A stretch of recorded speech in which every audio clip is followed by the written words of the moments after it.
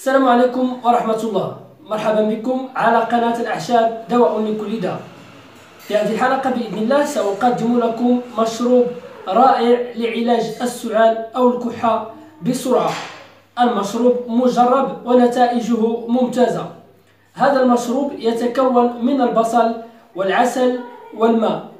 طريقة التحضير سنتابعها بعد أن أتحدث عن بعض أعراض السعال، فتابعوا معنا بعد هذا الفاصل القصير.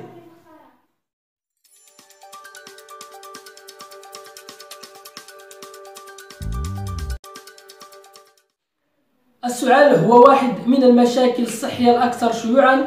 عندما يكون هناك انسداد أو تهيج في الحلق أو الممرات الهوائية العلوية، آنذاك يقوم جسمك بالتعامل بالسعال لإزالة هذه العناصر الغريبة المسببة للسعال. ويمكن أن يكون السعال أيضا بسبب عدوى فيروسية أو نزلات البرد والإنفلونزا والتدخين أو المشاكل الصحية مثل الربو والسل وسرطان الرئة. ويمكن أن يظهر السعال المزمن مع أعراض مرضية أخرى تصاحبه، من بينها احتقان الأنف أو سيلان الأنف، الشعور بسيلان في الحلق، صفير في الرئتين وضيق التنفس، والشعور بحرقة في المعدة. وبدلا من استخدام أكثر من وصفة من شراب مهدئ للسعال، يمكنك تجربة العلاج الطبيعي للسعال باستخدام مكونات متوفرة في مطبخك، من بينها البصل والعسل. فتابعوا معنا طريقة تحضير هذا المشروب.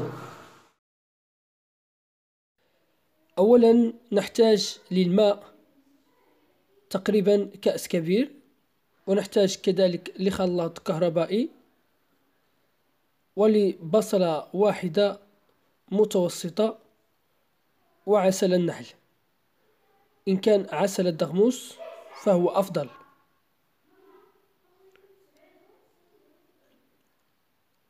بعد ذلك نقوم بتقطيع البصل إلى قطع ذات حجم صغير، ثم نقوم بتوزيعها في وعاء الخلاط الكهربائي.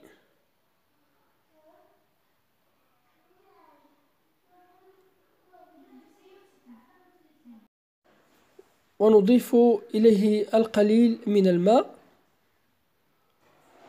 واخلط الكل في الخلاط الكهربائي حتى تحصل على خليط ناعم. بعد ذلك أضف له كأس كبير من الماء تقريبا، واتركه لمدة 15 دقيقة.